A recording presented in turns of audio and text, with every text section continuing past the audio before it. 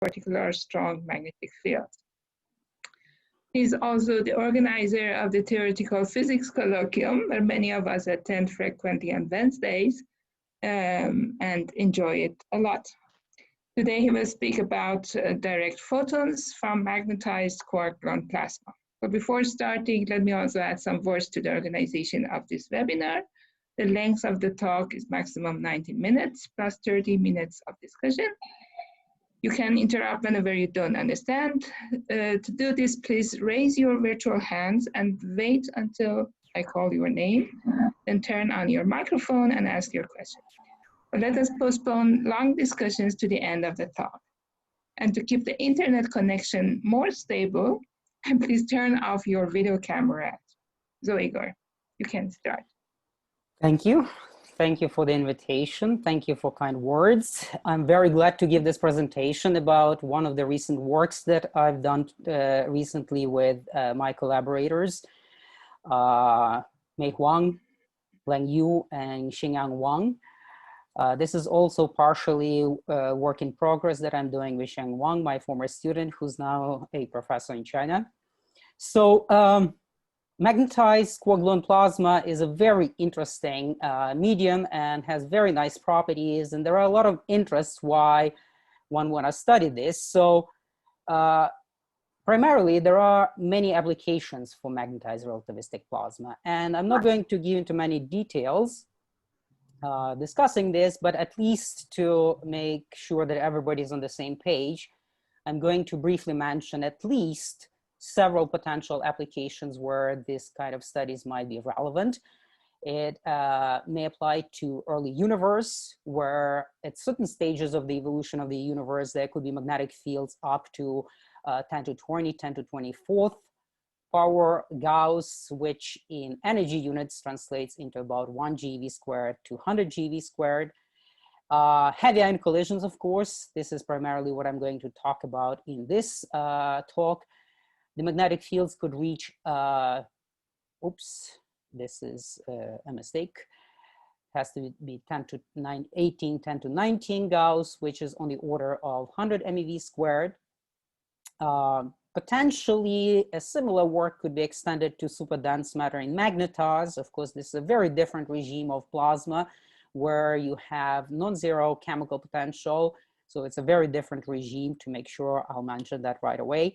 But there are also very strong magnetic fields in energy units of order 1 MeV squared to 10 MeV squared. And of course, in that case, it may have very important implications for the physics of the corresponding plasma.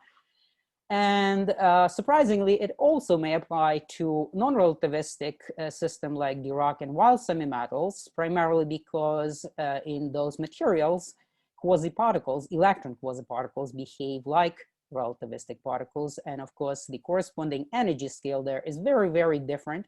By the way, it doesn't translate similarly like the others. It's slightly different formula because they move with a speed much smaller than the speed of light. Anyway, energetically, that corresponds to the energy of about 100 milli-electron volts squared. So with that being said, I will be concentrating primarily on heavy ion collisions today, and therefore I want to mention what magnetic fields appear there, why they appear, and what we know about them. So as in the case of two parallel currents running in opposite directions, so I took on the right-hand side a picture from a textbook, elementary physics textbook, where you see the two currents, one going into the page, the other is out of the page, and the dashed line will correspond roughly to the reaction plane on the left figure. And of course, you could see that there is a very similar analogy between the currents running in the heavy ion collision carried by the heavy ions and the currents in circuits as shown on the right-hand side. The huge difference, of course, is that the current here on the left is really carried by one or two nuclei, in this case, two nuclei running in the opposite direction. So there will be not a steady current here, but a current that passes through and then goes away. You could calculate the magnetic field, of course, when the heavy ions are passing each other. Here in the middle, you could figure out immediately what is the direction of the magnetic field going upwards in this picture. And you could also figure out the estimate of the magnitude of the magnetic field in this case, which will be on the order of 100 MeV squared. Where this is coming from? Well, you could simply use the Linear-Wickert potential and find both electric and magnetic fields using the formulas given below. Of course, this has been done in many papers, and there are many developments in this field, how to study this, how to calculate, how to include all kinds of effects. Now, when you're considering this kind of geometry, and here I simplified the picture slightly, so I'm just showing on the right-hand side, I'm showing how the two nuclei would overlap, passing each other if you're looking along the beamline.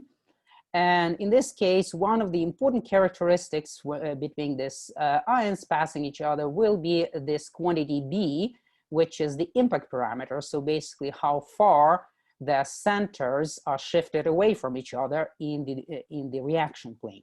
So obviously the magnetic field will depend on this impact parameter B. Of course, you could immediately appreciate that because of this kind of configuration, the magnetic field will be definitely non-uniform. And when people quote some values of the magnetic field, typically they quote for this middle point.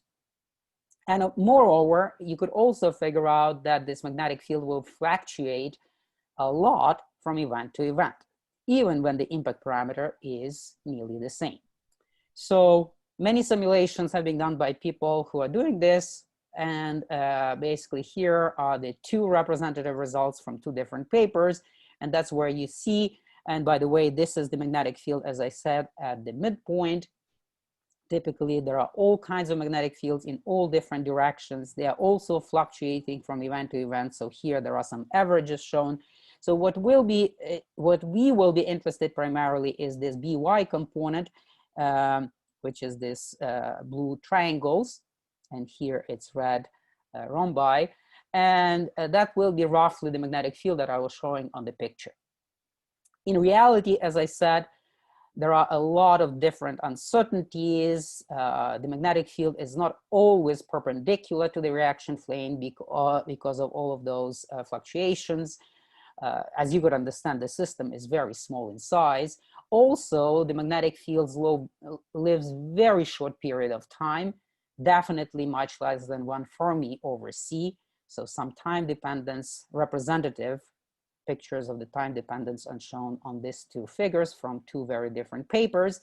And as you could see that those strong magnetic fields of order m pi squared typically appear for the largest values, well, actually for intermediate values of the impact parameter. It depends on the impact parameter. It changes drastically in time. And typically those magnetic fields do not live too long. Some people argue that there is potentially a hope that the magnetic field will live much longer if there is sufficiently high conductivity, but the estimates in some papers where they try to do this more or less rigorously find that there is no that much help. So the bottom line that I want to say about the magnetic field, that we know that it's there, perhaps it exists a certain period of time. How long that is, we don't really know. How strong it is, we don't really know, and it's actually varying a lot in space. So why would we be interested in that kind of magnetic field to start with? Well, but Igor, yes. But wouldn't be really relevant, not the actual time, but the time compared to other properties of the medium. So if the quarks live during that time as a system of quarks before they hadronize, then the magnetic field is important for them. If the time, the comparison of the two times are very different, then it's not, right? Well, I have to remind you though that the quark matter evolves over about half a Fermi C, maybe up to 1 Fermi over C, and this seemed to exist much shorter than that. Oh, I see. That's I'm not saying it's irrelevant, and in fact I may say that it may help that there is a high conductivity, may even slightly longer. It's just there are a lot of uncertainties. I'm not trying to make any serious claims here other than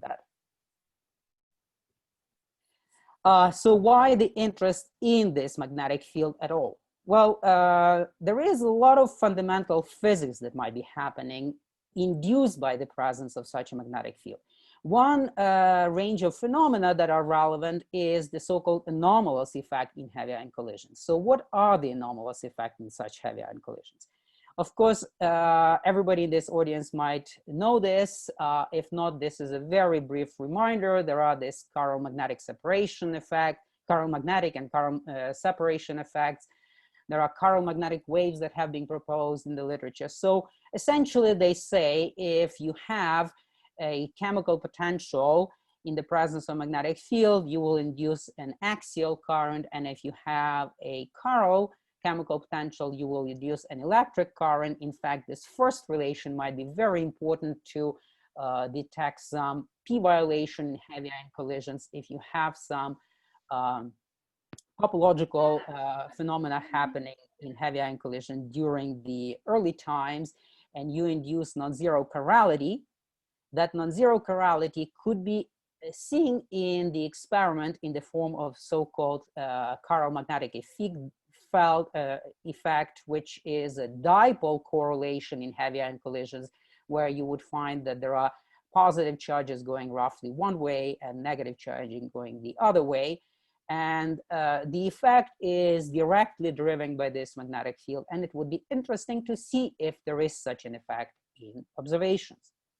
The combination of these two effects gives you the so-called chiral magnetic wave, which is roughly speaking the propagation of this effect when you induce the electrical current that will induce a non-zero fluctuation of the chemical potential, that in turn will induce the fluctuation of the axial chemical potential, and in turn electrical chemical potential that develops as a wave in a finite system, in a system of a finite size. That could lead to the so-called quadruple correlation in the particle charges in the detector, where you would have something like shown on this picture very schematically. Same charges go opposite directions, and you will generate the so-called dipole moment. Now, is this seen in the experiment? Well, it's something that is potentially can be seen, and in fact it is seen in some experiments. Of course, it is debated whether this is the actual chiral magnetic effects or the chiral magnetic waves, or it is a background. And I'm not going to go into details here again. I'll just say that there are discussions that the background effects in these measurements are huge, and in fact there is a lot of uncertainty what is really happening. In the case of the chiral magnetic wave, again, you could figure out some observables to detect. So roughly speaking, this picture on the left is telling you what it could be. If you have a quadrupole effect like this, you could imagine that as a different V2 ellipticity for the pi plus and pi minus. And of course, it's greatly exaggerated in this picture. And then you could see the dependence of this difference of the two ellipticities as the function of the charge in the collision. And in fact, again, something like that has been seen in the experiment, but again, there are a lot of uncertainties, and in fact, it seems like the background effects may dominate the signal. On the theoretical side, I might add that the chiral magnetic wave is also presumably highly overdamped under the conditions in the heavy ion collisions, unless the magnetic field is really, really strong. And therefore, there is again an urgent need to understand how big is the magnetic field and what is the profile of that field in the system. One way to address this question in the experiment was the so-called isobar collisions. Just a second, I have some menu that is in my way. So is to use the so-called isobar collisions, something like those shown here. And of course, the reason for doing something like this is that you will create the systems are the same size. So in this case, 96 nucleons and different charges. And of course, when you have different charges for the same conditions, collisions, you will have different magnetic fields because you, roughly speaking, have different currents running in the reaction plane. So for both of these systems, there will be similar systems in terms of the size, but different in terms of the magnetic fields, and therefore you might see the dependence of the effects on the magnetic field, and therefore measure the magnetic field indirectly. So basically, if you assume that there is a certain magnetic field in these collisions, then you would have the relative measure of the magnetic fields in the other, simply by rescaling it properly. Well, what I'm about to propose in this talk is that perhaps there is a better way of measuring the magnetic field in heavy ion collision is by using electromagnetic probes. So this is roughly going along the lines of measuring either thermal photons in heavy ion collisions or dielectron rates. And of course, this is by no means a new idea, but as I might finish concluding in this talk, there is a chance of actually perhaps measuring magnetic fields in these measurements. So before I go to the topic that I'm really interested talking about, let me briefly remind you that the photons are a thermometer of quark-gluon plasma. So when measuring the spectrum of photons in heavy ion collisions, you could tell the temperature of the quark-gluon plasma. So roughly speaking, this is like those infrared thermometers that they use at the airports. The idea is pretty much the same. Before I go into that, let me also say that the situation is not that simple. If everything was that simple, I guess we would have done that long before. The thing is that when you collide heavy ions, you will get a lot of different photons and coming from many, many different parts in the collisions. So you have some kind of prompt photons that are happening during very early stages of the collision, essentially before any plasma is formed. You have something happening before the system is equilibrating, so it's equilibrium. Then you have perhaps quark-gluon plasma, locally equilibrated at least, and in this case you will get standard thermal radiation. There are all kinds of processes happening, jets interacting with plasma, and essentially then even hadrons. Almost everything shines in electromagnetic spectrum, so you will get photons from everywhere. What is important, however, is that the spectra of all of those different processes are sort of specific and have their characteristic spectra, and you could have a chance potentially to disentangle some of them. In particular, there will be a significant range of the photon energies where this thermal radiation will be dominating, and that's how potentially we could measure the temperature of quark-gluon plasma. So when I'm talking about the direct photons, I'm primarily going to talk about this thermal radiation because there is a certain temperature range, energy range for the photons where they are dominating. And that's going to be the emphasis that I'm going to do in this talk. So to give you the idea how this works, I took one of the not so recent actually papers where the spectra from different processes have been analyzed relatively carefully. So you could see different lines. I think there is 1, 2, 3, 4 different processes that are summarized with these lines. Among them, you will find that there is this dashed line, which is representing thermal QGP, which presumably is dominating in the range between about 1 and 2 GeV, actually even below that as well. Then, of course, at some higher temperatures, you might see that the interaction of jets with the quark-gluon plasma will produce more photons with that relatively large energies. And then, of course, this will be telling you about something completely different. So I will be concentrating more or less primarily on the region below this 2 GeV. In fact, perhaps on the order 1 GeV and even below that. Notice that the data doesn't go much lower than that. It's very difficult to measure photons with the smaller energies.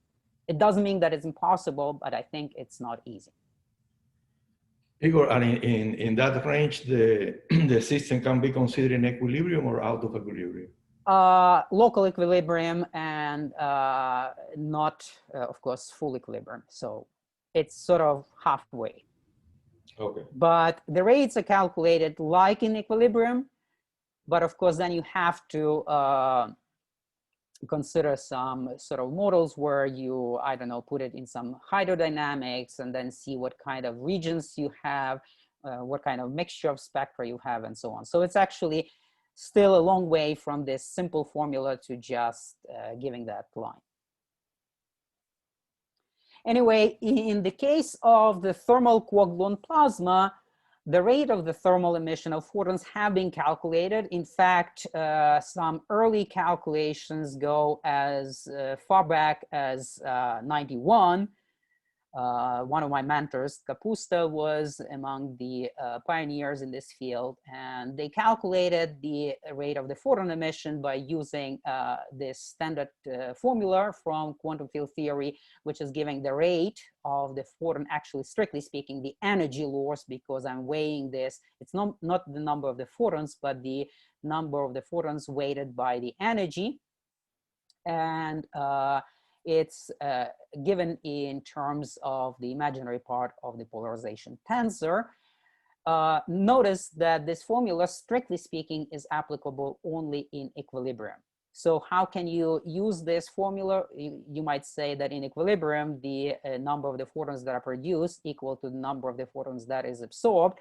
Well, it's quasi-equilibrium, strictly speaking, because the system size is small and the mean free path of the photons in such plasma is larger than the size of the system. Anything that is produced immediately is emitted and leaves the system. So that's basically why this formula could be a good starting point. So in the case of hot QCD plasma, they also calculated this. In order to calculate the polarization tensor, you have to write the corresponding diagrams for the polarization tensor, of course, to leading order in alpha S. Alpha S is a strong coupling. It's 0th order here, where you have only electromagnetic alpha. To the first order in alpha S, there are these two other diagrams, two loop diagrams.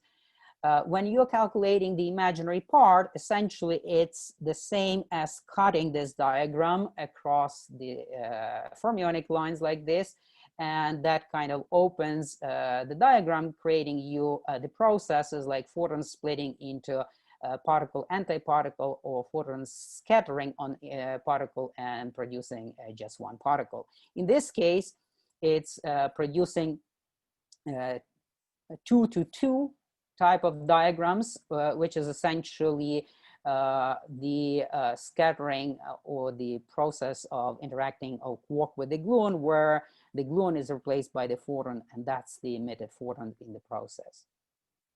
Notice that the first diagram is not giving any non-zero contribution, and that is because the process with emission of one photon from annihilation of quark-antiquark, or a scattering of the quark on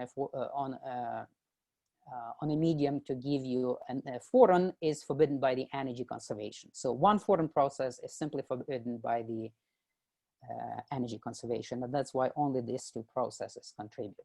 And of course, as a result, oh, by the way, and also notice that, strictly speaking, it's not this diagram that is calculated here, it's this amplitude squared. So essentially, you see only one coupling E, electromagnetic, and only one coupling G in this diagram, but when you square this and consider the amplitude, it will be alpha S order of magnitude. And each of this diagram is essentially an amplitude, not the actual calculation of the rate. So when you calculate that, and they did this in this very first paper, you will get this very nice approximate formula. Notice that there is certain resummations taking this formula that gives you this G here. There is also this alpha S here, and that would be the leading order result that has been reported in 91. It was found actually that this formula is not quite correct. The thing is, there are higher order processes, which are nearly collinear processes like this. So it's Bremsstrahlung and inelastic pair annihilation processes. Notice that this is G and G, and when you consider amplitude squared, this will be alpha S squared order of magnitude. If the alpha S is only 0.2 or 0.3, this might be considered naively as the next leading order effect. It's not true, however, because there are collinear processes and many of them actually resum to give you the result of the same order as the leading order diagram. And actually that's the development of this gentleman, Arnold, Moore, and Joffer in 2001. So actually this have to be considered as well. And they even found that the corrections are indeed very large. They might have given some qualitative way of describing the implication of their result. In my reading, it's essentially very large corrections. Think of it as of the same order as the leading order effects.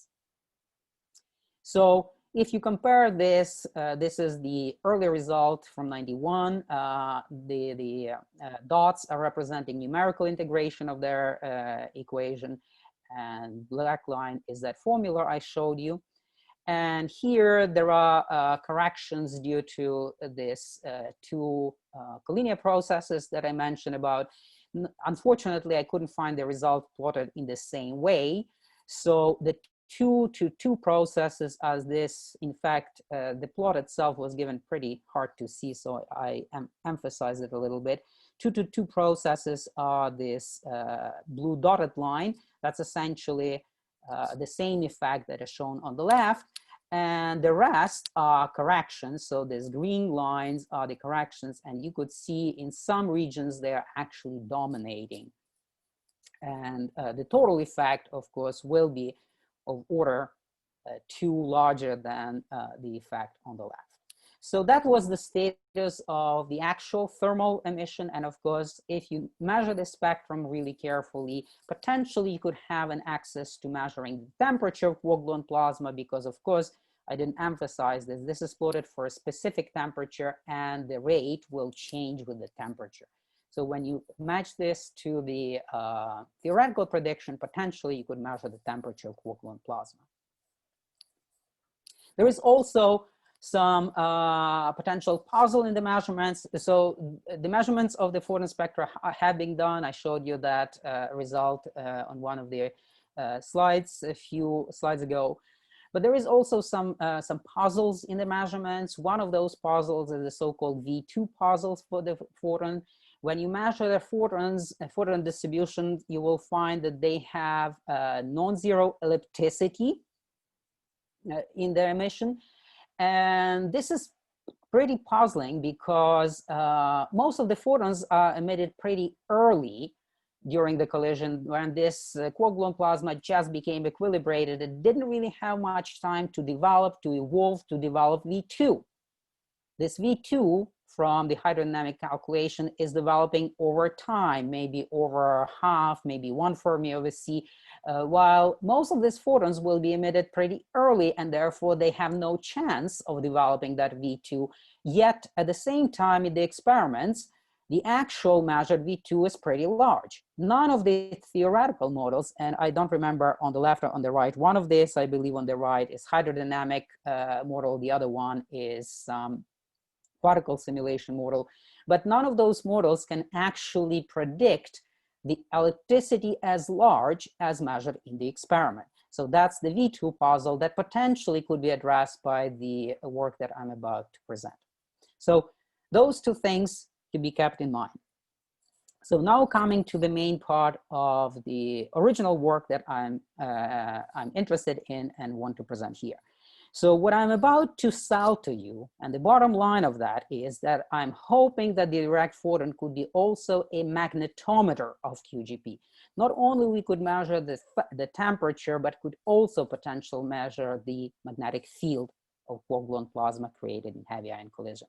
So, and by the way, it's also kind of interesting that remember that V2 problem, that photons are emitted at early stages, the magnetic field is primarily during the early stages. So everything kind of fits the bill, and potentially you could measure the magnetic field at the time when it's the biggest, when it exists, when it's most relevant. So how do we address the problem?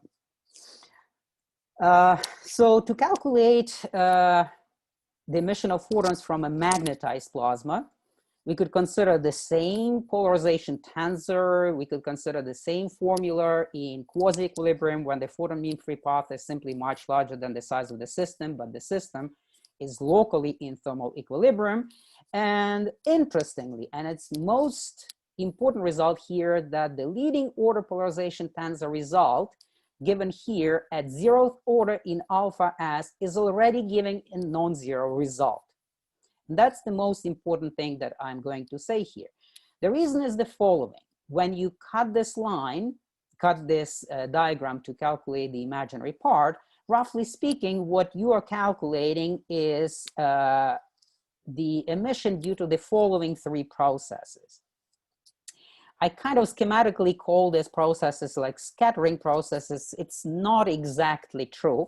Perhaps a better word of this, in the paper at least we use that term. And after thinking about that while preparing this talk, I sort of thought that maybe it's better to call it synchrotron radiation, because in essence, it's the closest what I could think of in terms of quasi-classical description. So essentially this process is 1 to 2 and 2 to 1, this is of course 2 to 1 is the annihilation of two quarks processes, are not forbidden by the energy conservation when there is a non-zero magnetic field.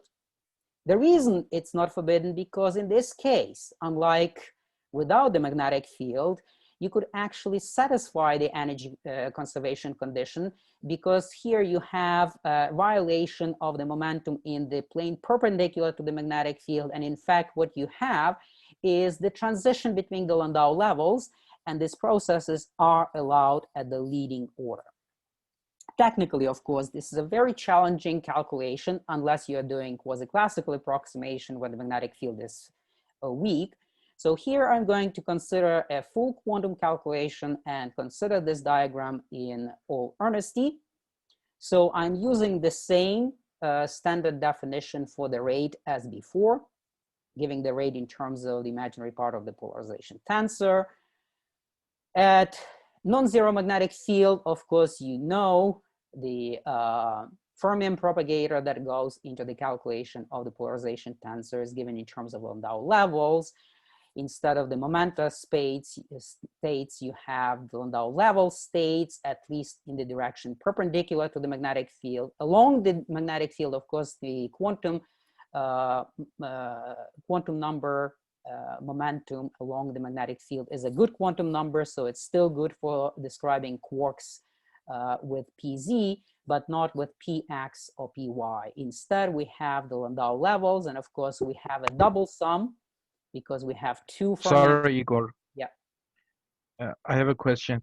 Go ahead. You mentioned about the quantization of perpendicular momentum in the presence of magnetic field, yeah. But in your formula you wrote dkx dky. Does it true, or does it make sense in the presence of magnetic field since they are quantized? No, unless you are using quasi-classical approximation. So when I'm using full quantum description, as I'm doing here, there is no space for kx or ky. There is a certain way of introducing kx and ky when you use the Landau levels, but those will not be the momenta. I'm not even sure you could call them quasi-momenta when there is this representation, when you take only the translation invariant part of the propagator and do the Fourier transform. Those are not the actual momenta, and I could write this in a slightly different form that I could introduce those, but they are not that helpful at all. Strictly speaking, the natural, and I would say native language for describing these processes is to use the Landau levels. So this Landau level quantization is critical in the quantum limit. Okay, so in the left hand side of when I'm writing this k on the left, it's the photon momentum, and the photon momentum is well defined.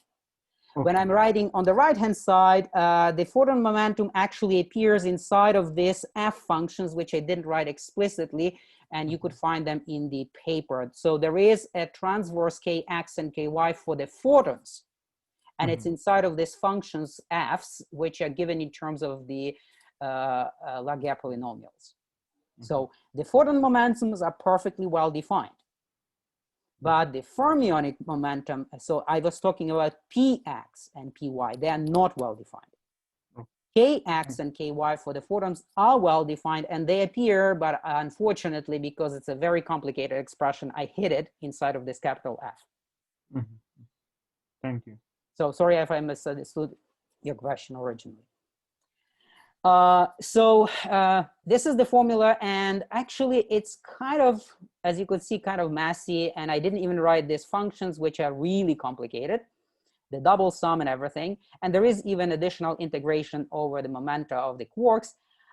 The beautiful thing that allows us to calculate this exactly is the fact that we are dealing with the imaginary part of the polarization tensor. And when we are dealing with the imaginary part, notice that I ended up with this delta function. And this delta function implies that I could get rid of the integration over the longitudinal momenta of quarks pz. In fact, it can be done exactly because this condition can be resolved exactly. So that's Landau-level energies. So let me go briefly to this energy conservation condition, which is sort of critical. First of all, it places this process in the presence of magnetic field apart from the vacuum process or the process without the magnetic field. And secondly, because we need to solve this condition exactly in order to benefit from this exact formula. So after you integrate over that momentum, formally you get this expression for the polarization tensor, imaginary part of the polarization tensor. Notice that there is no more integration left anywhere in this formula. There are only sums over the Landau levels. In the first sum, you have the sum over the Landau levels n greater n prime. This is just to simplify a little the calculations because of the particle-antiparticle symmetry. This is something that can be done, and essentially you could remove half of the terms in the sum by doing this trick. In the second sum, there is actually the sum over the diagonal terms. As you could see, there are no two indices, only one. So again, to simplify the calculation in practice, that's the convenient way of writing it. It's still a shorthand notation of the actual formula, because there are a lot of shorthand notations. For example, these functions g and g0 is nothing else but a combination of Fermi-Dirac distribution functions for the quarks in different Landau levels. As I said, these functions, capital F's, fortunately, in the calculation of the imaginary part, only two of them remain, and they can be written analytically, even though it's a relatively complicated expression for each of them. They're given in terms of the Laguerre polynomials, but they can be written explicitly, so everything is written explicitly. And in addition, there are a couple of interesting things captured by the step functions written here. Notice that I have only ky and no kx because I'm considering the processes at mid rapidity, and essentially kx was set 0. Everywhere you could see the absolute value of ky, you could go to a generic value, just replace ky with the perpendicular momentum to the magnetic field, which would be kx along the beam axis, and k1, which is perpendicularly to the beam axis. So, and along the reaction plane. So as you could see, there are these step functions. There are two types of step functions, really. This step function, the second step function in the first sum, and the step function in the last term are the same. So there are only two types of step functions, and they are really representing two different types of processes. They are given in terms of very specific thresholds, momenta thresholds, k minus and k plus. So this is the definition of those thresholds. The thresholds are really the distance, the shortest distance between the Landau levels, or the largest distance between the Landau levels when they are particle-antiparticles. So when there are particles, antiparticles, that's the plus sum, that's the shortest distance between two Landau levels on the opposite side, particle-antiparticle side. And when the minus is the shortest distance between the Landau level indices, Landau levels with the indices n and n prime. So that's the meaning of this threshold. So why they appear, what's the physical meaning? The physical meaning is very simple. So to see that, you have to solve this energy conservation relation, which is essentially the sum of the difference between the Landau level energies. Notice that I define them as positive definite values, square roots. So here, when lambda is minus, it's a sum of them. When lambda is plus, it's a difference of them. And here there is a sign of eta, which is representing the case that will be in question, either this is particle-antiparticle processes or synchrotron radiation or scattering type of processes. So for the 1 to 2 processes, they appear when the lambda here has a sign of plus, so that you have the energy of the Landau level, difference of the Landau levels energies, and for that you need lambda plus. When eta is minus or plus, that will be simply representing the case when you have either particle scattering or antiparticle scattering, or essentially the processes below the in the DRC or above the DRC. And you could solve that. Let's try again. And you could solve that energy conservation relation and determine that those processes have the solutions only in part of the phase space. In particular, in the part of the phase space where this combination energy of the photon squared minus the longitudinal momentum of the photon along the magnetic field is less than K minus. That's for both of these processes, and for the annihilation processes, that difference is larger than K plus. So less than the less than the largest difference between the Landau level energies with the same sign, or larger than the shortest distance between the energies of particle-antiparticle states, as I explained from the meaning of those K plus and K minus. And it makes perfect sense, actually. If you consider these processes, you will see the first one process corresponds to something like this. It's a transition between the Landau level with the indices, I don't know, what is it, 6 maybe and 2. And when you consider this process is possible only if this is larger than the shortest distance between this red and this blue line, and the shortest distance at the middle is nothing else but that K minus. And of course, this has to be larger than that in order for the process to happen. The same for the antiparticle scattering processes, because again, that has to be larger than the shortest, smaller than the largest distance between Landau levels. You do understand that this is the largest level distance between the Landau levels, because if you go anywhere further away, you will see that that distance is decreasing. For the particle-antiparticle processes, the shortest distance between these two Landau levels is exactly in the middle here. That's that K plus value. So of course, the energy has to be larger than that. And of course, if you have a non-zero momentum of the photon, it has to be even larger than that. So basically, that's why there is this Kz there. So that's essentially understanding how this equation works, where it can be satisfied, where those step functions appear. And in fact, you could solve this equation exactly and find analytically the value of Pz and the values of the energies when this condition is satisfied. So that helps greatly to actually substitute these values in that equation, in that expression for the photon rate, and calculate the rate analytically.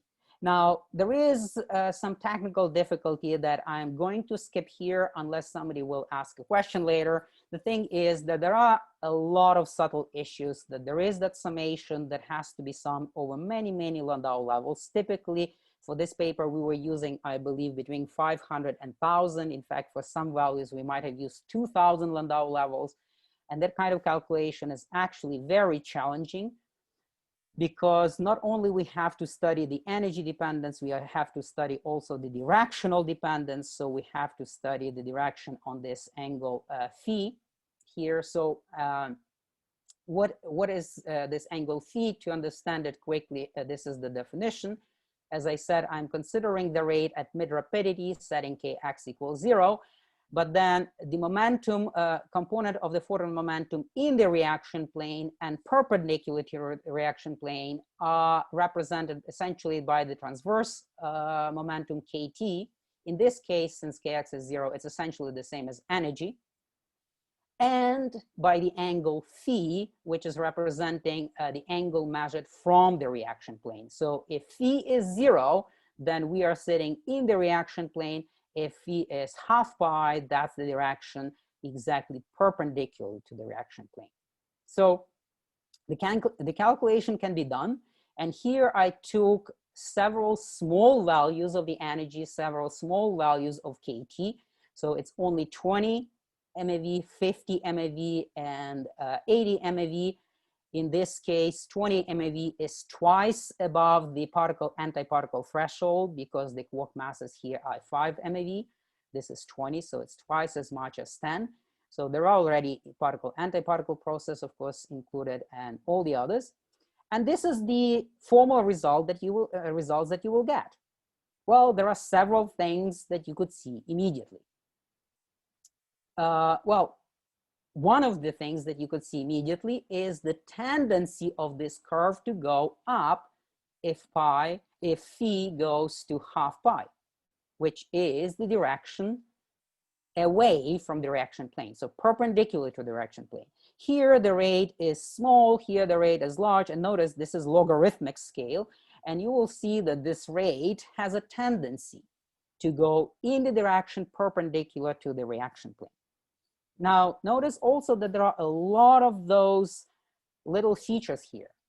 Now, where they are coming from? They're coming from all types of threshold effects because, in fact, there are two types of those process features. Some of them start sharp and then gradually decrease. Most of them, notice here, are like that. This is the synchrotron or scattering type of processes, but there are some, like this little one, that is actually going slowly rising and then suddenly dropping.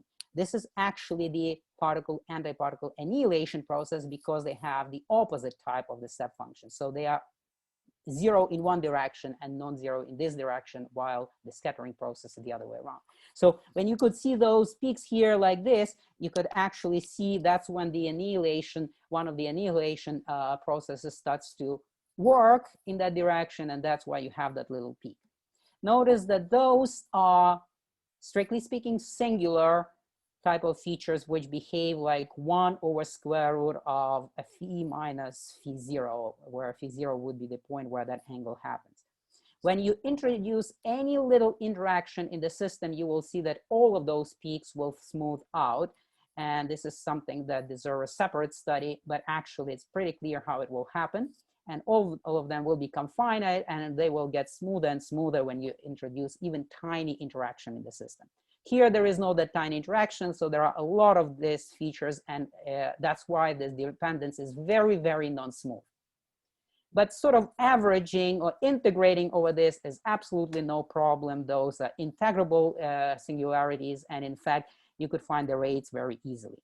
But the fact that there is this tendency is very, very non-trivial. In fact, if you use polar coordinates and plot it like this, so here the reaction plane and phi angle is measured from the reaction plane, for this same energies, you will see that the emission is actually pretty much pronounced in the direction perpendicularly to the reaction plane and not so much in the direction of the reaction plane. I cheated here a little bit. Notice that here there is an actual rate. Here I plotted the imaginary part. They are proportional to each other, but the rate is decreasing with the energy much more rapidly. And here, to show it clearly, I didn't want that suppression greatly. So the rates are suppressed much more in relative terms than the imaginary part. But it's much easier to visualize the shape of the emission by plotting the imaginary part, negative part of the imaginary part, to say correctly. What this means is really means that effectively this emission appears as if there is a negative V2, because this is the emission out of the reaction plane, not in the reaction plane, which would be a positive V2. And this is a very specific feature at small values of the energy of the photon. And I will explain the physics of this a little bit later today. Now, before I go there, though, I want to also say that the angular dependence at large values of kT is very different. So here I took the energies which is an order of magnitude larger. So instead of 0.02, it's 0.2, 0.5, 0.8, so it's 200, 500, and 800 MeV. Now, again, of course, it's very non-smooth the same way. There are, again, all kinds of peaks and everything, but there is actually a very pronounced opposite tendency of this rate.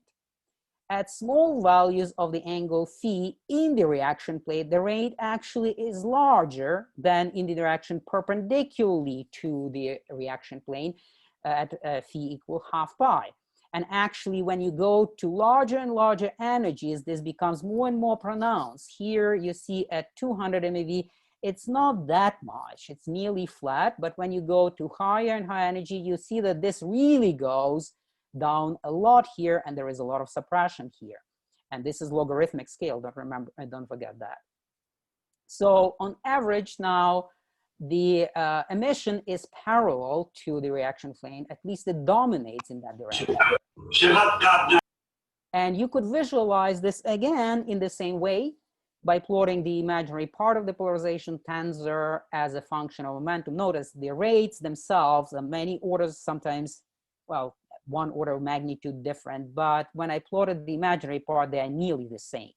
But from the shape, you could see very clearly at small values, there are still some pronounced peak here. You might say that there is something like a V4 pronounced here, but when you go to larger and larger energies, it becomes more and more pronounced in the direction of the plane. And of course, that means that effectively that mimics an elliptic flow with V2 larger than 0. And by the way, I should mention that there is no actual hydrodynamic flow here. I'm considering essentially an equilibrated plasma at a finite temperature and a strong magnetic field, and by that alone, there is an emission like this. By the way, I want to say that this is perhaps nothing else but the quantum analog of synchrotron radiation. You could see this elliptic flow, and notice the quotation marks because it's really not a hydrodynamic flow. It's just the emission of the photons, which is anisotropic, that comes from the magnetic field, but it behaves like an elliptic flow with the ellipticity that depends on the energy. So here, to calculate the energy dependence of this V2, what I did, I calculated V2 at each and every point of the energy. There is something like on the order of 100 different points here, and each of them consists of integration over the angular integration over roughly, I don't know, 300 points, 1,000 points, and then you compile all that information and you get the V2 as a function of the energy. Notice for different values of the magnetic field, EB equal m pi squared, EB much stronger, 5 m pi squared, temperature 200 MeV, temperature 350 MeV, you have the same tendency that you have the V2 starting from a relatively large negative value and approaching a relatively large positive value. I found empirically that this positive value tends to be about 0.2 almost universally, but we didn't study the values about 1 GeV energies, so I'm not sure 100% that this is the saturation value, but it looks like that. The negative value of V2 here actually is not saturating. In fact, it could be becoming very, very large. And in fact, there is a very good explanation why that happens at very small energies. And I'll explain that again briefly later. But there is this tendency and this universal behavior that is only appearing because of the magnetic field. Now, of course, before you go and start talking about the V2, the first thing, as I said, it might be important to consider the actual rates as a function of the energy integrated rates. So to make sure that we compare with the photon rates calculated early, starting from 91 in quark-gluon plasma at non-zero temperature. So this is what we find. This is again 2 different values of magnetic field and 2 different temperatures. Not surprisingly, of course, the photon production rate is decreasing with energy, at least at large values of the energy.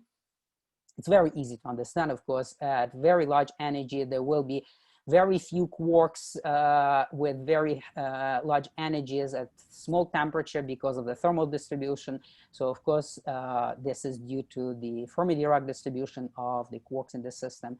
It does, of course, increase with the temperature. When you go from blue to the red dashed, it goes up more or less systematically. However, there is also another interesting feature that at first was kind of very surprising. When the energy goes to 0, in fact, the rate seems to go to 0, at least at sufficiently large magnetic field. We see this explicitly. And again, there are certain technical complications when you try to calculate this very small energies. The number of Landau levels should be very, very large, and therefore we have to stop at certain point. But we clearly see that there is this maximum developing here. Well, when the calculation is still reliable, here we couldn't manage to go to sufficiently small energies to verify that. But in fact, I will argue in a second that this is a universal phenomenon, and there is a very good physical explanation that there is actually this feature. The rate does go to 0 when kT goes to 0. And in a word, this is quantization effects that at work here. And it has to be that way. And since it goes to 0 here, goes to small values there, it has to have a peak in the middle. So there is a universal prediction that there is a peak in the rate at a certain value of kT. Now, not only that, it's sort of curious to compare to that rate calculated in 90s. You will see that systematically it seems to be much smaller than this rate. Well, it's a little bit of cheating here, of course, because the magnetic field is very strong. Whether it's such strong magnetic field in reality, I don't really know. Also, I told you that this might be still underestimated by a factor of 2. But notice that that factor of 2 on this logarithmic scale for sure doesn't play any big role. Maybe it may start to be competing on this scale, but again, not in certain region of the energies. So potentially this is very large rates. And the reason for that is, again, if you remember, this is leading order calculation where the magnetic field saves the day. And you don't have to go to the first order in alpha S to get the leading order result. The magnetic field gives you the result at the leading order in 0th power of alpha S. So that partially explains why the rate is large. But of course, it's partially explained by the fact that the magnetic field is assumed to be relatively strong. Igor, not unrealistic. Sorry. Igor, before you go, yeah. What is the ratio between the magnetic field and the temperature square in these cases? Comparable because the pi mass is 0.35 in the same unit. So it's about what? If you square this, I don't remember for sure, but it's on order 2 here. And I think maybe order 10 here or so. I don't remember the exact ratios. Okay. Because in order to but know how but many temperature is larger here. Notice, sorry, the temperature is larger than magnetic field. It's not much larger than temperature, if that's what you meant. It's the other way around. Temperature is larger. Okay, that's why you are considering so many Landau levels. Oh yeah, yeah. Okay. But there are other technical reasons why you have to consider very many Landau levels. I might briefly mention that on this slide, next slide that is coming here. In part, this is really only one side of this dependence at small kT. So at small values of the energy, at small values of kT, what happens is the quantization of Landau levels becomes super important. Why this is super important? Well, consider this. If you want to consider the transition between the 0th and the 1st Landau level here, the energy has to be at least this big to make a transition, right? If the temperature is only about here somewhere, maybe it occupies some of these levels, but essentially you want to have the transitions happening somewhere here in order to have the abundancy of quarks with these quantum numbers. Now, but if the energy is very small, this distance between the Landau levels is so much bigger than the energy that in fact no transition can be possible. In order to have a transition between those Landau levels, the only possibility you could have is to go higher and higher in momenta to the left or to the right, where they become close to each other. So if you consider all the series of transitions between n+1 to n Landau level, so from the first to 0, from the second to the first, they only are possible here. In fact, here I exactly solved that equation and visualize it graphically with the arrows, which transitions are possible. And in fact, you will find that when the emission is perpendicularly to the reaction plane, all of these transitions become possible. Notice that they start at relatively small, but not very small value of pz. Of course, that means that the corresponding energy of the quarks is not that little as here. And in fact, if you take smaller and smaller value of kz, this whole picture tends to go higher and higher to the left and up, so that the transitions will be possible between sufficiently close Landau levels. And therefore, it automatically means that transitions will be happening at smaller and at larger and larger value of pz, which means at larger and larger values of energy. So analytically, you could very easily estimate what that value of pz has to be, where these transitions are possible. And you will see that that value of pz scales as inverse value of the energy. So if there is a small value of kt much smaller than square root of EB, then actually this will be pushed to very, very large value of pz, and therefore to very large values of the Landau level energy. And that will be naturally suppressed by the Fermi-Dirac distribution functions, and therefore those processes will be strongly forbidden. Now, there is also very strong dependence on the angular dependence here. So notice for the phi0 in the reaction plane, they all happen here because those have to be vertical lines. Those have to be vertical lines because at phi equals 0 in the reaction plane, there is no kz. Kz is 0 by definition. And that means that there is no change of the quark momentum, and that's vertical lines. Here, there is a change of the quark momentum when you are perpendicularly to the reaction plane. Now, this alone also tells you that there is a very strong dependence on the angular dependence when you have small energy. For the emission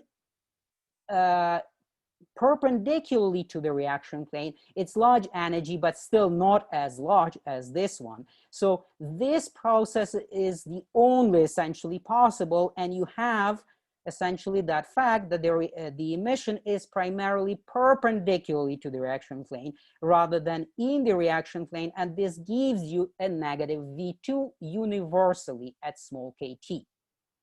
It also tells you that at small kt, the rate will go to 0 because you will push these transitions to higher and higher values of pz, to higher and higher values of the energies, and essentially in the end, all the transition will be exponentially suppressed.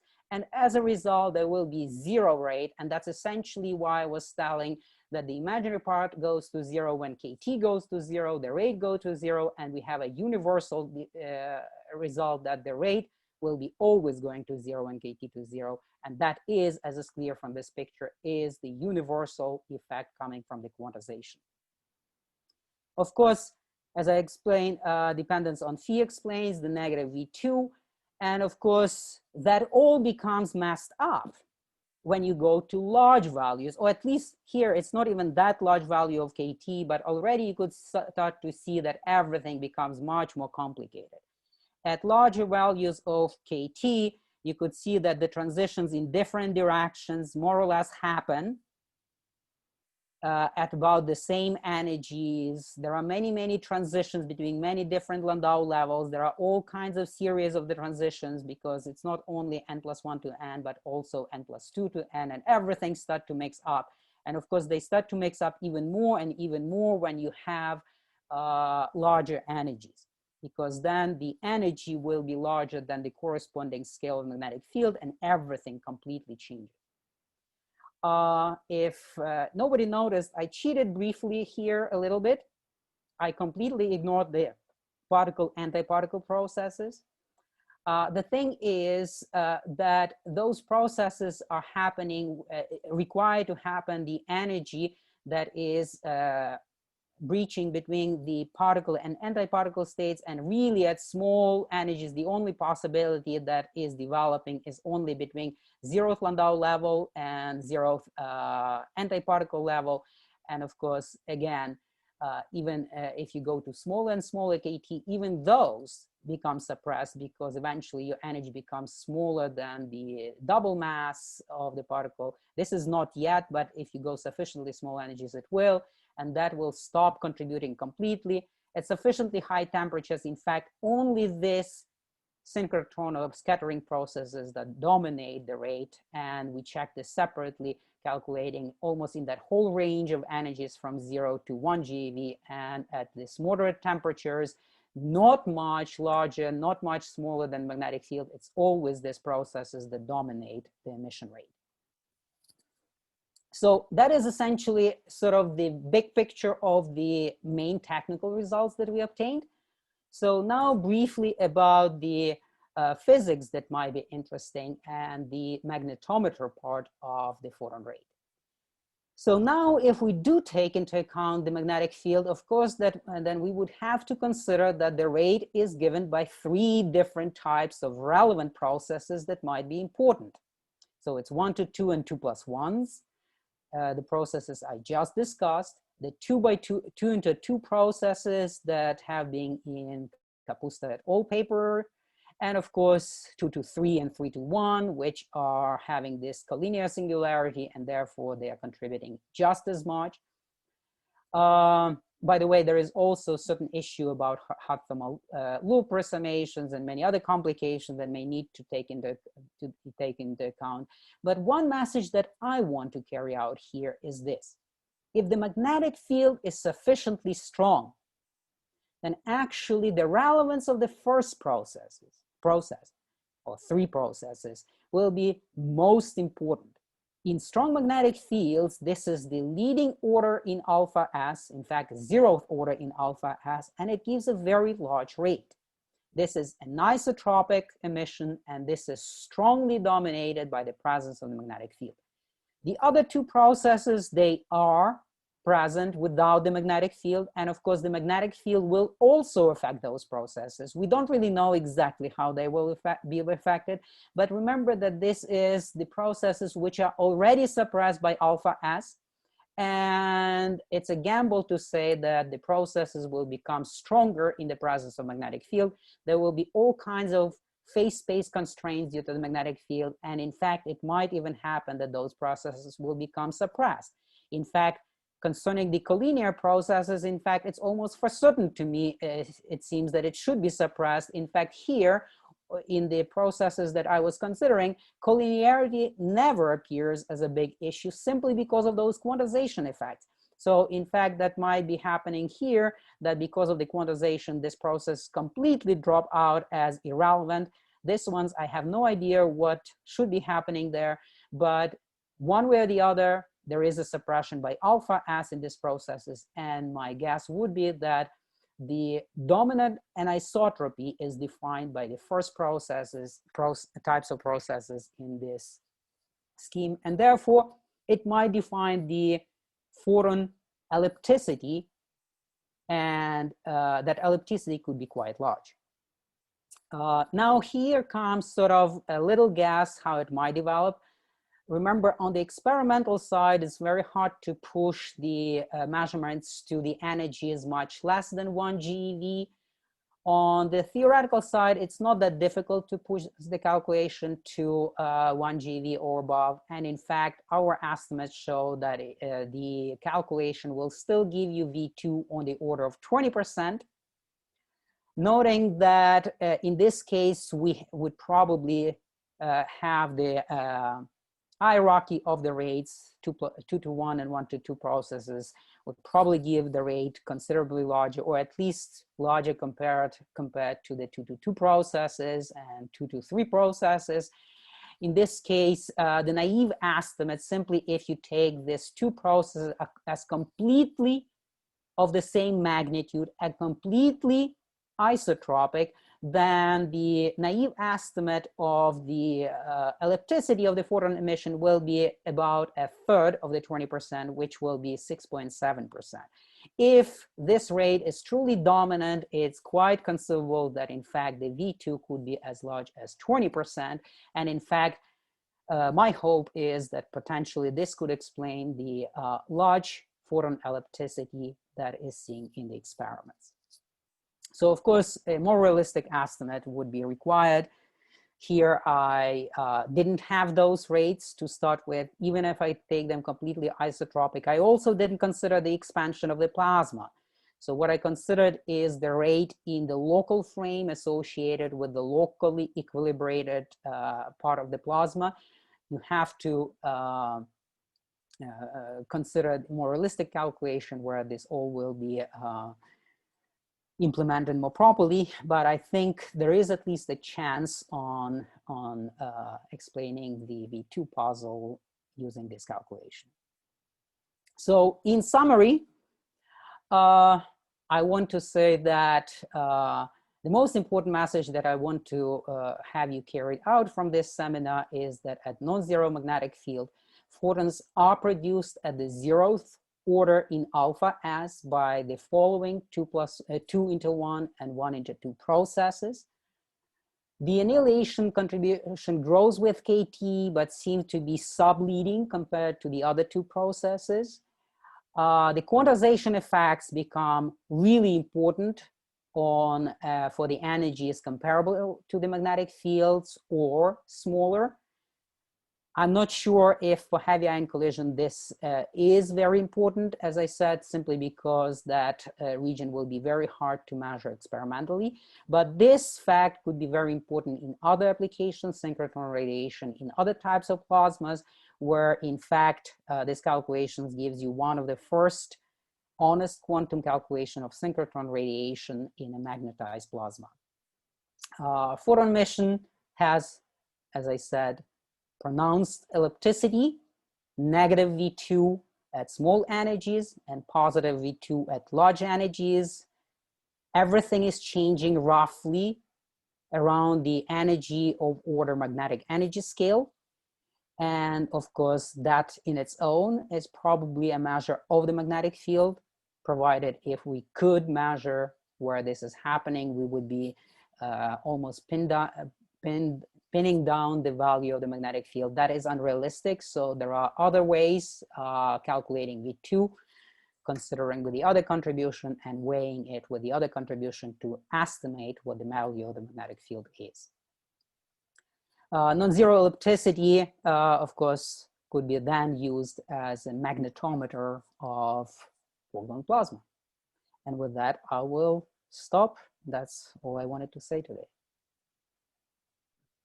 Okay, thank you very much for the nice talk. And now, is there any question? I have a question. Yeah, please. Yes. I actually have 2 questions, which are sort of one theoretical and one sort of semi-experimental. The theoretical question is, does anyone have any idea? I mean, you're assuming that there is a magnetic field and things are locally equilibrated. But just like there is a relaxation time in hydrodynamics, you know, a gradient happens and there is a finite time for viscosity to start. There must also be a relaxation time of the magnetic field. The magnetic field is turned on and then the equation of state changes and such. Right. Which, in analogy to the relaxation time, is controlled by a 3-point function, by 3-point correlator. Right. Does anyone know what it is? No. Because the short answer is no. The short answer is no, but I have a slightly longer answer. Oh, okay. slightly longer answer is that essentially this is exactly the question that I was asking in several talks elsewhere from other people, because of course I was thinking about it for a long time and couldn't come to a certain conclusion. One of the processes that I'm thinking about is this. Of course, you could consider something like a perturbation theory for a particle that starts in a plane wave state and then goes into Landau-level state. So it's sort of like a quantum mechanical exercise problem for your graduate students. In fact, I was suggesting this exercise to Krishna Rajagopal some 20 years ago when he was asking if we have any interesting problems for graduate students for the final exam.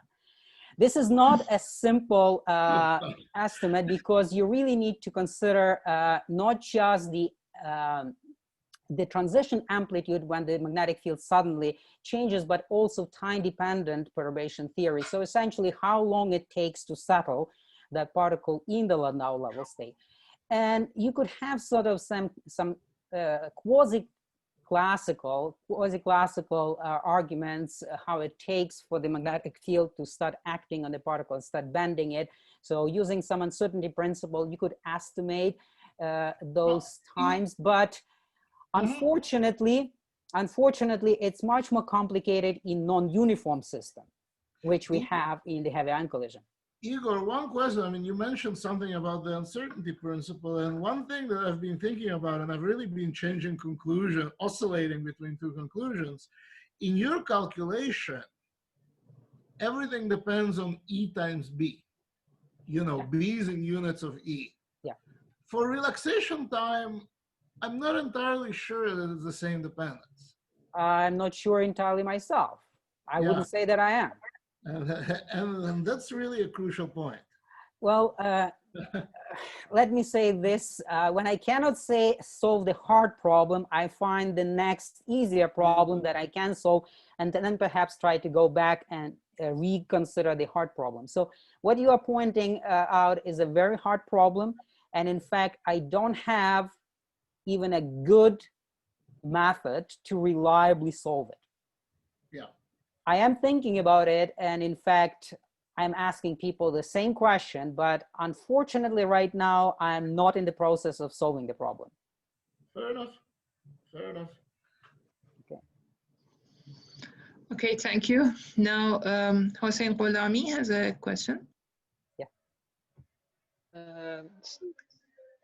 I have a technical question about the technique you used on the summation over Landau levels. Mm-hmm. How did you know when to stop in this summation? Very, very good question. Well, let me give you a quick answer first. This will be, by the way, published in this upcoming paper. Unfortunately, because of many complications, it's delayed.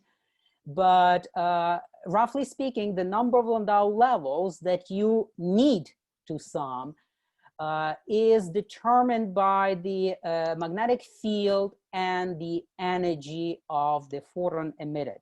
So roughly speaking, let me see if I could recall it quickly. The energy that I can probe, for the photon, it has to be larger than the square root of the magnetic field divided by square root of n, and it has to be smaller than the square root of n, maximum Landau level, times square root of the magnetic field. So that's the final answer. The reason for that is actually very simple. When you are going to consider the relevant contribution, you will find, for example, at small energies, it's much simpler to answer. For small energies, it's this answer. It's actually telling you immediately that if you want to consider sufficiently small energies, you would have to go to very large value of PZ, and then you would have to sum up all of this state. So you have to be able to access this nth Landau level maximal at least. So that immediately tells you that it's at small values of KT, you'd really need large number of Landau levels. And that large number, as I said, scales as square root of EB times square root of n maximum.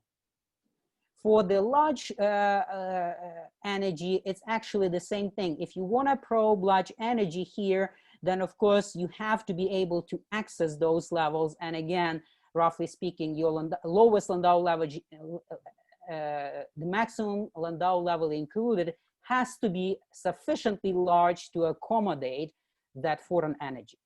So if you consider, for example, here 1 GeV energy maximum we were calculating, we had to calculate something like on the order of 1,000 states in order to reach sufficiently good convergence and make sure that we include all the relevant Landau levels in the calculation. So that's kind of very quick answer to that. So the number of Landau levels is actually very restricting. If you cannot do a lot of Landau levels, then what you could calculate is only a very small energy range for the photon emission. Really interesting. Thanks. So any other question? Yes, I have. Yeah, sure. That is, I find very natural, no, the result that you have explained. But I have a couple of questions that are too detailed that were not very clear for me. The first one is why you are considering two sums in Landau levels if you have only a one loop diagram. And the second question is related a little with the last one that you were answering, because let's break into several questions okay. so that I answer this one and then you go with the next. Okay. Because this one is actually kind of easy. So one sum, let me go to the sum first to show you. This sum, here there is n prime, n greater than n prime, right? And there are two different actually sums here because there are two different step functions. So those sums are representing all the transitions in the first A and B diagrams. And basically it's only one sum really instead of two different sums, because the rates here and the rates here at zero chemical potential, they are exactly the same. So in fact, it's this sum only. And that's one of the sums with one of the step functions.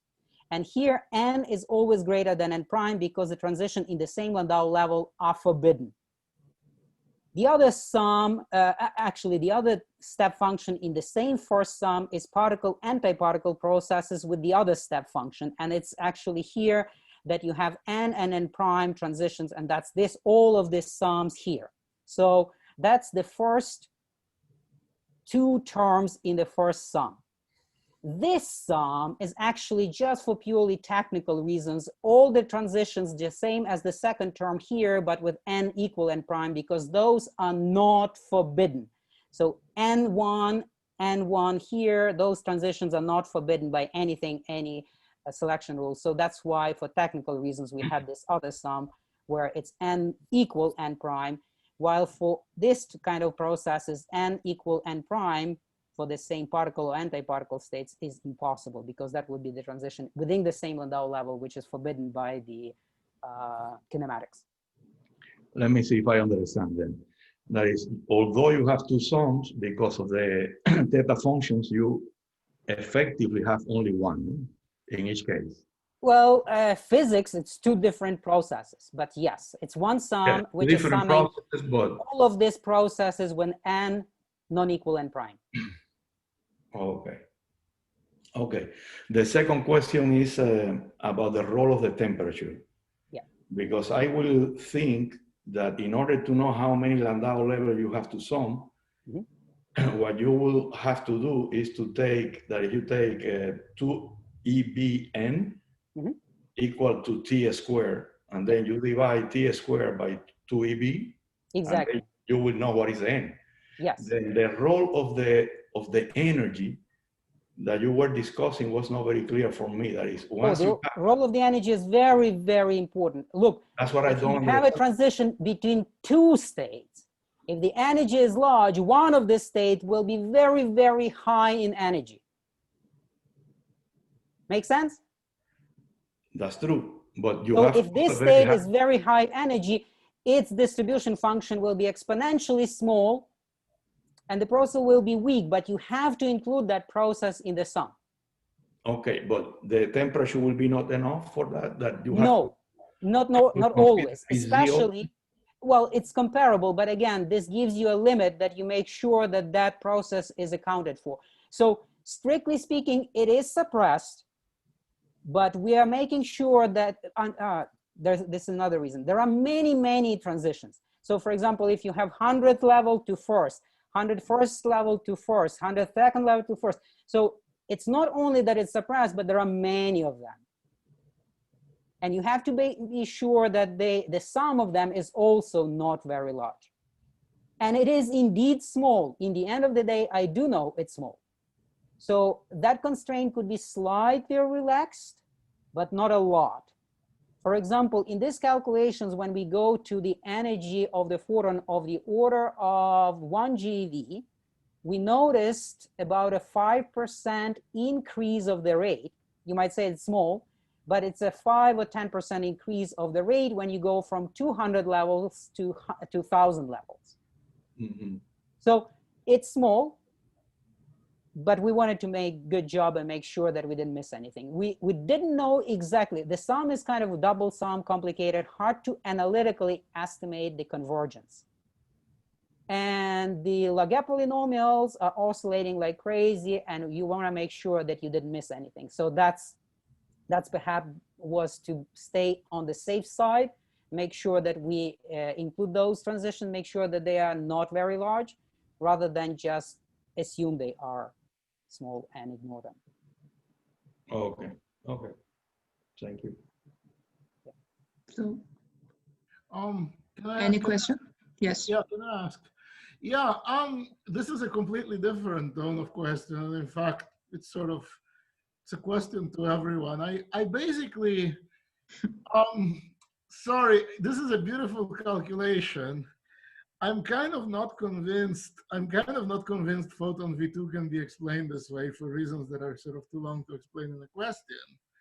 But one thing that could potentially change my mind, and in principle it could be measured, is if there was a detector that could measure polarization of direct photons, would you be able to get a sort of definite signal of what polarization would look like if it was due to a magnetic field? This calculation was sum over all polarizations. So in fact, we knew that it's not of greatest interest for heavy ion collisions, and we simply didn't calculate. The calculation of different polarizations will be possible very soon. The second publication that is in preparation, we have a more complete result for the polarization tensor, which is including not only the diagonal trace. Here you see imaginary part and part of pi mu mu only, but actually imaginary part of pi mu nu with different mu and nu, and that calculation is possible. It's only slightly more calculated than complicated than this, and then contracting this with different polarizations of the photons, you could actually do the calculation. And this calculation is almost certainly going to give you non-trivial polarization for the photons in different directions. I don't know the answer, but that on the theoretical side, it's possible. On the experimental side, I'm afraid it will be very difficult also, but maybe somebody else can pitch in and say something more about the experiment. I have been told by experimentalists that it's not impossible, that it can be discussed. Well, then it's great. Maybe there is a value in that calculation then. Yeah. It also wouldn't be the first theory paper suggesting this. Well, here, I believe nobody did the quantum calculation before. Find anything who did a quantum calculation. Oh, like, not with magnetic field. With magnetic fields, it would be the first paper. With the magnetic field, I believe, unfortunately, well, actually for us, it was fortunately, but in reality, it's unfortunate because I was sort of assuming that such calculation existed. And I was proved wrong by my collaborators. Nobody could find anything relevant. Okay. Thanks. So we did a calculation with dilepton production, but not with photon production. I kind of saw with the dileptons, and I'm afraid it's not done fully to the same rigor, but I've seen such calculations. Yes, in fact, you might have done, and there was an Indian group that has done something Yes. along those lines. Yes. I don't remember. We might be citing that. Maybe we should have cited it. I don't know. I know I've seen those papers. There are certain things in the Indian paper. I believe most of the calculations in the lowest Landau-level approximation, if I'm not mistaken. Which yeah, this was the lowest Landau-level. The first paper was lowest Landau-level, and then they had other Landau-levels, I think. Maybe you're right. I don't remember. Okay. There is something that I didn't say here, but I might want to emphasize. Even if the magnetic field is strong, the lowest magnetic field is a terrible approximation here. Just to make sure that we are on the same page. So any other question? So Masood, I think Masood has many questions, but he wanted to ask at the end of the session. So Masood, any questions? Okay, I have questions, but probably it is better to read the question in the chat from. Are there any? I cannot yes. see, just a second. Okay. Now I see the chat. So this is okay, I can read it. Only in stages before the QGP formation or thermalized stages, how can the calculation be justified from a phenomenological perspective? You could only justify this if you have local thermal equilibrium. So it's a stretch, obviously, but if a system is locally equilibrated, you could consider each little pocket of quark-gluon plasma as equilibrated, and then essentially boost the result obtained here in the local frame to the lab frame from each of those, essentially merging this with, for example, hydrodynamic calculation and compiling the result for the rate from different regions of the quark-gluon plasma. So it's by no means to assume that this result is giving you the phenomenologically relevant rate. It's only the calculation that gives you sort of the tool to make the next step. Okay. And the second question? Oh, sorry. Yeah, sure. Sure. If you want to say anything. Go ahead. I will come back to that. Okay. There's also another question. Why do not use the Schwinger form instead of the Landau-level summation? In the end, it results in two numerical integration. Well, some people tried and failed. In fact, I was briefly involved in one of the projects where somebody was suggesting to do something like that. In fact, it failed. Why? Well, because the calculation could not be done to the end for some reason, or a technical reason, actually. There were too many difficult integrations instead of summations, and in fact, it was difficult to see what is the range of reliability and how to do those multiple integrations. Perhaps some important sampling Monte Carlo method could have worked at the time. We haven't thought about that, but I have to warn you that the Schwinger representation is elegant for certain theoretical calculations. In fact, for many numerical calculations, it's not that great.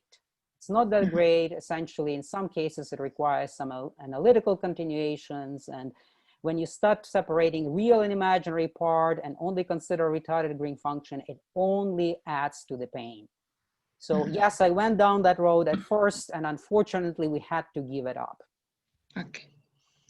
And another question, Samit says that I have a question. What's the fundamental reason that scattering processes are possible in presence of magnetic field, and how energy conservation is allowed fundamentally, which is absent in absence of magnetic field? Right. Well, without the magnetic field, it's a simple energy momentum conservation. If you consider that the energy of the photon, for example, for the annihilation process, equals exactly the sum of the energy of quarks, and then consider well, in the massless case, it's kind of obvious. You will see that essentially this process is forbidden. Now, in the presence of the magnetic field, there is no well-defined perpendicular momentum to the magnetic field for the quarks. And essentially, that saves the day, because when the particle is sitting in the Landau level, it's not having any specific kx or ky momentum, and as a result, it's not a constraining feature. In fact, the only constraining feature is this equation, which has very good solutions. In fact, they are presented analytically in the paper, so you could see them exactly how they are satisfied. But the bottom line is this: physics-wise, it simply is a transition between two Landau levels.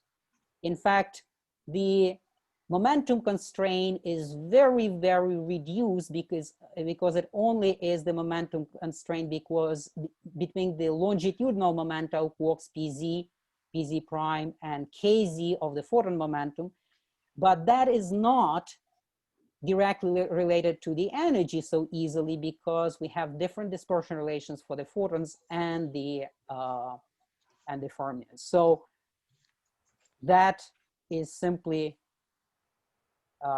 this. I'm not sure if there is a more fundamental reason than just saying that there is no well-defined momenta for quarks in the direction perpendicular to the field. That's so. The Efren has a comment. reason. Yeah. A comment from Efren. Yes. Yes. Really, I want a comment from you. I would like Igor to listen a little more about what you are considering as the local equilibrium condition, because I will introduce why I am looking to that. Because some years ago, we were revisiting the chiral magnetic effect, and considering the action electrodynamic equations, we found that there is an ordinary component of the charge that totally cancels out the anomalous component. Of the current, Efrain. Of the current.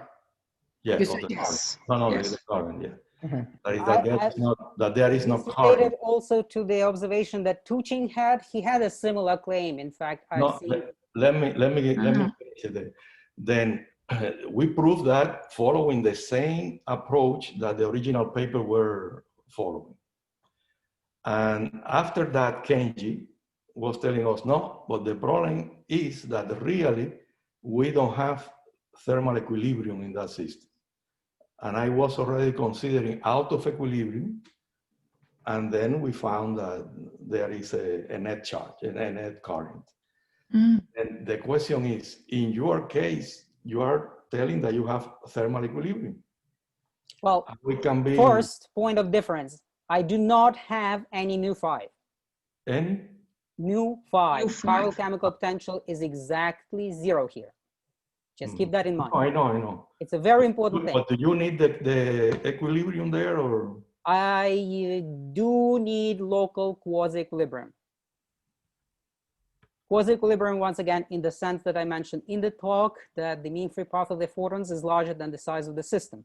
That's critical assumption, which hopefully, actually not hopefully, almost for sure is true for heavy collisions.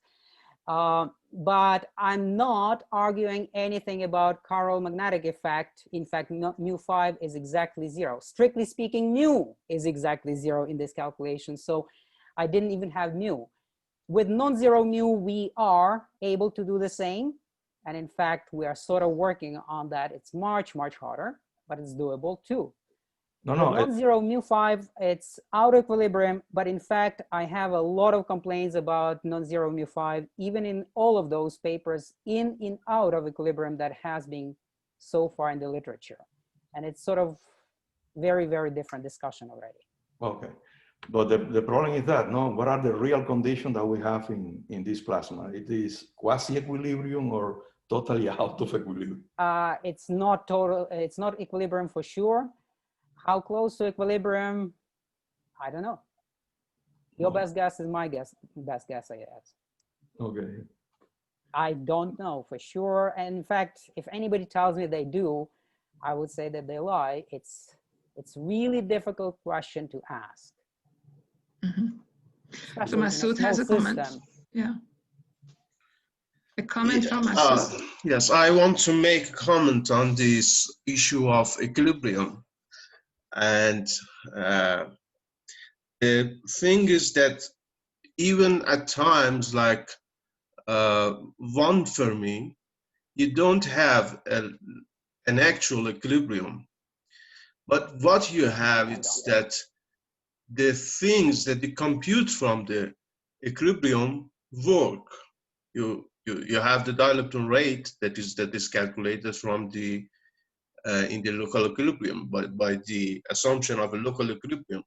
But although we know that there's no actual equilibrium at even a local equilibrium, at that times this works probably because you don't need the fluid to be in equilibrium. You need to exactly what you said. You need to have a large mean free path for the entities that you are working with, and that is I mean, I think even if you go like in very early stages of the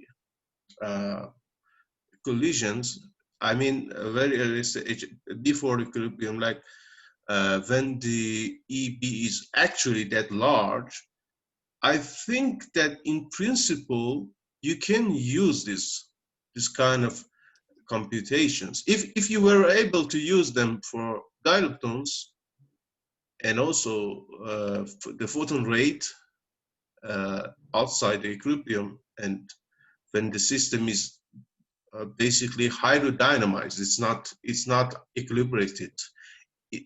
There is no isotropy even in the system. Let me add one little comment about that. Actually, you brought very, very important point. There is something that how people can push this calculation very easily out of equilibrium and get some meaningful result. And that is done very simply by changing the Fermi distribution function into a different out of equilibrium distribution function. And that is possible. And everything would be almost okay. And in fact, that's sort of a tacit assumption that often is used in many calculations out of equilibrium. It's not a big problem, but there is truly a fundamental problem in that as well. The fundamental problem in that approach is hidden in the assumption that this formula is valid. This formula may not be valid for that kind of out of equilibrium distribution. And even though it might work slightly away from equilibrium, it's not guaranteed. So strictly speaking, when you are truly off equilibrium, you need to consider something like a Kaldis formalism and actually do a much, much harder calculation. But with certain caveats, and that's what you're basically saying, it's not impossible to assume that this formula is at least reasonably okay, even out of equilibrium, but you have to consider that the distribution of the particles is not a Fermi-Dirac distribution. And yes, with that stretch, it gives you a reasonable result, and in fact, maybe even very good result. Unfortunately, it's sort of a gamble. I don't know if this is strictly under any theoretical control. Mm-hmm. So it might be an accident, might be truly the case, but you have to be sort of not lying to yourself, at least saying that you are absolutely under control. You are not. Yes. But you could do best what you can under conditions and then see maybe you could improve in some other ways. Exactly. It seems that things works well, but we don't know why they work. That happens. We don't have the happens. understanding. Yeah. Sometimes that could help you understand something better even. But again, you have to sort of always be cautious of that. Like, let's go this way and forget about everything. You have to keep it in mind that at least there was some tacit assumption. This is one of the tacit assumptions that many people skip immediately without thinking twice. And they go here, oh, well, let me take something instead of the Fermi distribution function, something out of equilibrium, and I'm done. Well, maybe, maybe not. Okay, any question? Any comments? Okay, when not, let us thank again Igor for this nice talk and the discussions and also the participants for coming.